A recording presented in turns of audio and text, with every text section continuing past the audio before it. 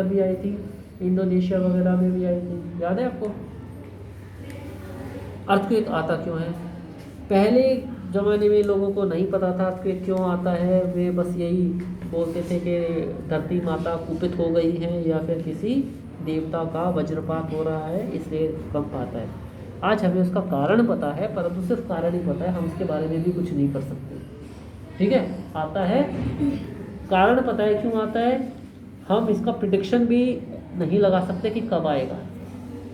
ठीक है, बाकी चीज़ों का प्रिडिक्शन लग जाता है, तूफान कब आएगा ये हमें पता चल जाता है, अर्थक्वेक कब आएगा इसका पता लगाना मुश्किल है, परंतु साइंटिस्ट इसको कंटिन्यू स्टडी करते रहते हैं। कैसे?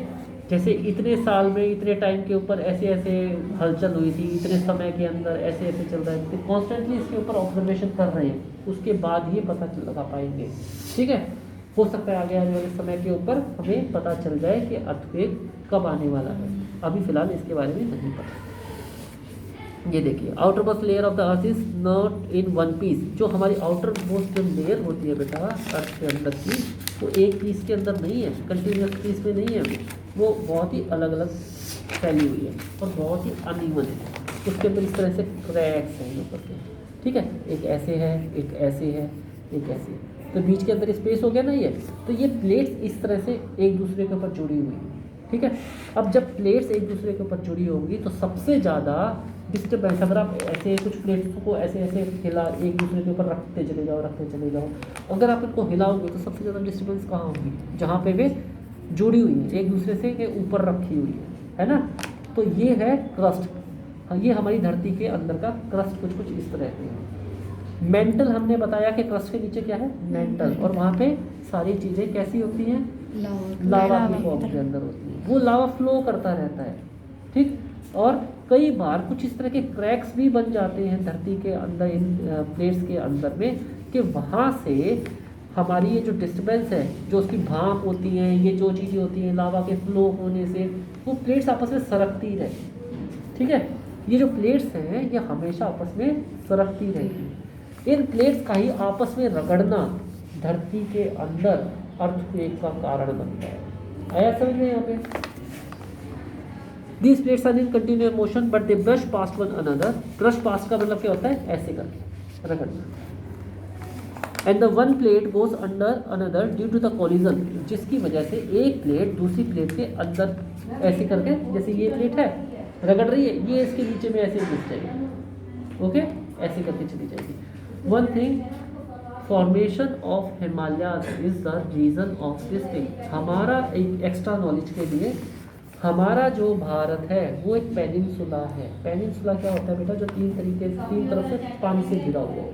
ठीक है, कुछ हमारा भारत कुछ ऐसे करके इस शेप के अंदर है ना, ऐसे करके है ना, कुछ ऐसे करके, लगभग गंदी शेप है आई, परंतु कुछ ऐसे ही शेप के अंदर है। ठीक, अब ये एक्चुअल के अंदर कभी अफ्रीका का पार्ट होता था और वहाँ से टूट के इसने एशिया के अंदर टक्कर मारी और उसके अंदर ऐसे करता हो गया। वो प्लेट्स की जो टक्कर की वजह से ही हिमालय का निर्माण हुआ है। ठीक है, and just try to think out कि वो दिन कैसा रहा होगा, कितना ज़्यादा आवाज़ और कितना ज़्यादा बड़ा भूकंप हुआ होगा उस टाइम पे, जब एक पूरा का पूरा इसको टकरा के और कंटिन्यूस वो अंदर घुसता चला गया एशिया की प्लेट के अंदर, और जिसकी वजह से हिमालय का निर्माण हो गया।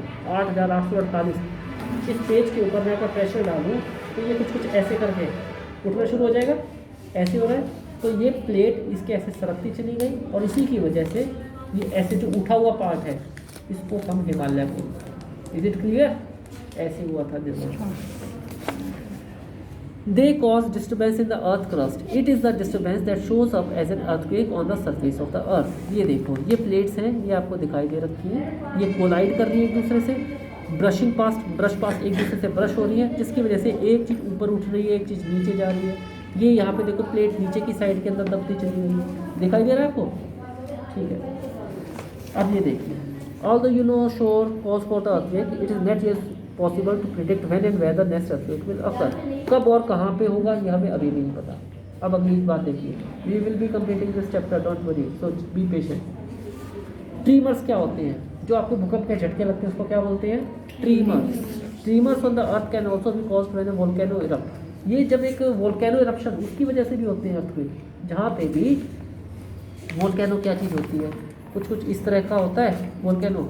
यहाँ पे मान लो ये सारा वोल्केनो फट रहा है तो धरती की इस तरह से लेयर्स बनी हुई हैं, ये प्लेटें इस तरह की हैं, इनके बीच में से एक पतला संकरा रास्ता होते हुए जो मोल्टन मैग्मा तक पहुँचा हुआ है, यहाँ से आके और ये प्रेशर की वजह से, सरकने की वजह से जब ये ऊपर की तरफ में आ जाता है तो ये यहाँ पे फूट के और बाहर निकलने लग जाता है, इरप्ट होने लग जाता है लावा की फॉर्म के अंदर। और इसकी वजह से, डिस्टर्बेंस होने की वजह से जो देखो यहाँ पे पानी होता है ना अर्थ की क्रस्ट के अंदर, मैंने ये भी बताया था कि प्लेटें होती हैं, एक पे पानी है, यहाँ पे सारा का सारा अंदर के साइड में मेंटल है। ये पानी अगर किसी तरार वगैरह की वजह से इस पानी गिरने लग गया, मेंटल तक जाने लग गया लावा के अंदर, तो कोई भी जब बिल्कुल गर्म उबलती हुई चीज़ के ऊपर पानी डालोगे क्या होता है, भाप उठती है, भाप उठती है ना, वो भाप अपने साथ में एक तरह का प्रेशर कुकर बना देती है और ये बिल्कुल प्रेशर के साथ में ऊपर आता है और फूट पड़ता है, जिसकी वजह से वोल्केनो इरप्ट होता है। Is it clear? और जब ये होता है तो इसके अंदर की जो प्लेट्स हैं ये भी हिलती हैं आसपास में, जिसकी वजह से भूकंप भी आता है। यहाँ तक आगे क्लियर? ट्रीमर्स का मतलब समझ में हो गया क्या होगा? अब आगे देखिए, Since earthquakes are caused by the movement of the plates, the boundaries of the plates are weak zones under where earthquakes are more likely to occur. The weak zones are also known as seismic or the fault zones. Seismic और the fault zone क्या होती है? ज़्यादातर अर्थ की plate सरकने से earthquake आते हैं, और मैंने बताया जहाँ जहाँ पे बाउंड्रीज होती हैं, प्लेट्स की बाउंड्रीज होती है, वो सबसे नाजुक एरिया होता है, वीक जोन्स होते हैं, और वो बहुत ज़्यादा हिलते हैं जब ये प्लेट्स आपस में सरकती हैं। तो उस जोन्स को क्या बोलते हैं? सेस्मिक जोन और द फॉल्ट जोन। क्या बोलते हैं? सेस्मिक जोन और the fault zone. In India the area most threatened are Kashmir, western and the central Himalayas, the whole of the north east, Rann of Kutch, Rajasthan and Indo Gangetic plains. हम आते हैं Indo Gangetic planes के अंदर, सोनीपत, ठीक है जी। तो सोनीपत भी हमारा फॉल्ट जोन के अंदर है, यमुनानगर भी फॉल्ट जोन के अंदर है, नोएडा भी फॉल्ट जोन के अंदर है।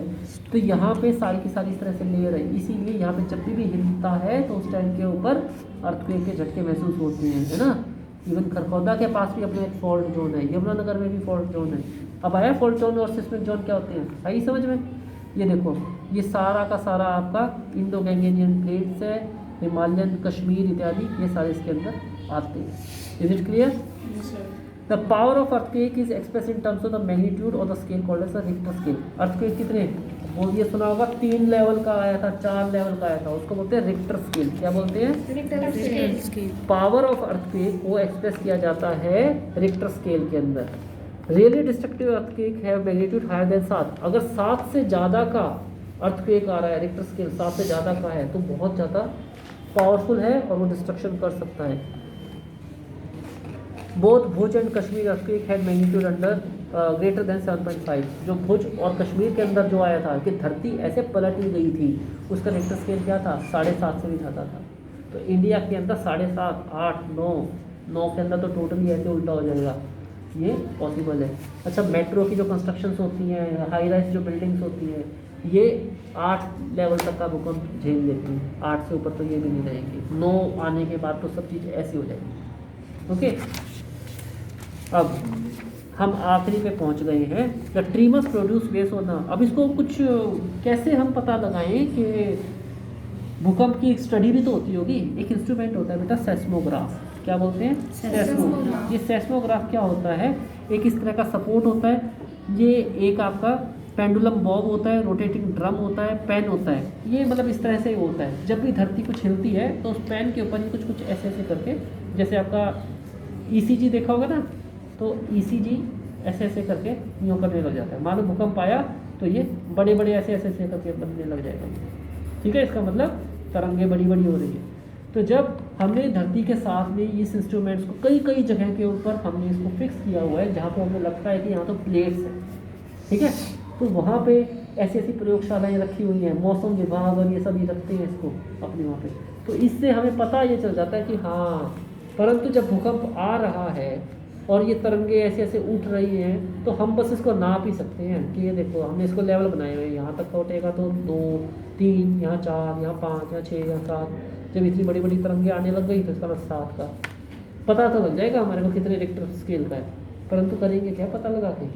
वो तो उस टाइम पे आ रहा है ना एडवांस में, थोड़ा बहुत हमें पता अंदाज़ा लग जाता है कि हाँ कुछ समय मिल जाता है, 15 मिनट, 20 मिनट, 1 घंटा, 2 घंटा, 3 घंटा से डिस्टर्बेंस हो रही है तो बी अलर्ट। परंतु 3-4 घंटे के अगर वो भी आ जाए तो फिर हम क्या इतने बड़े एरिया को खाली करवा सकते हैं? नहीं। तो अभी उसके ऊपर साइंटिस्ट डिस्कवरी कर रहे हैं, परंतु अभी तक हमारे को बस ये सेस्मोग्राफ इंस्ट्रूमेंट से हमारे को ये पता चल जाता है कि कितने रिक्टर स्केल का अर्थक्वेक है। Is it clear? इसके बारे में आता है रिक्टर के सेस्मोग्राफ की कंस्ट्रक्शन बनाओ, सेस्मोग्राफ के बारे में लिखो, ये आएगा। ट्रीमर्स आर, ट्रीमर्स का मतलब पता है आपको? झटके। Tremors are produce wave on the surface of the earth, these are called as seismic waves. किसकी वजह से आते हैं? सेस्मिक वेव्स की वजह से। फॉल्ट जोन या फिर सेस्मिक जोन किसको बोलती हैं? प्लेट्स, धरती की जो प्लेट्स के किनारे होती हैं, ठीक है।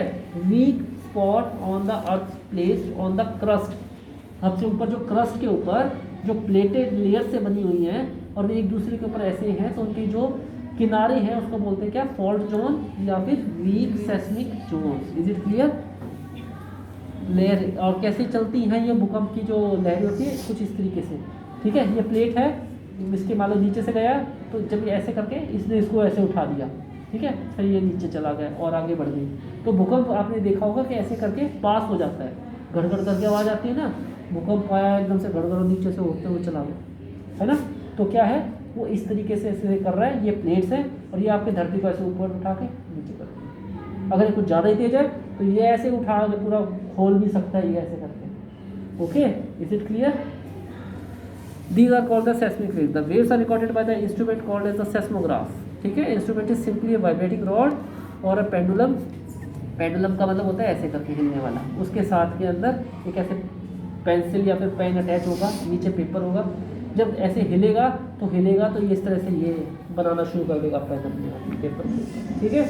और जब ये बहुत बड़े बड़े बनाएगा तो उसको क्या बोलते हैं कि इसका रेक्टर स्केल इतना है।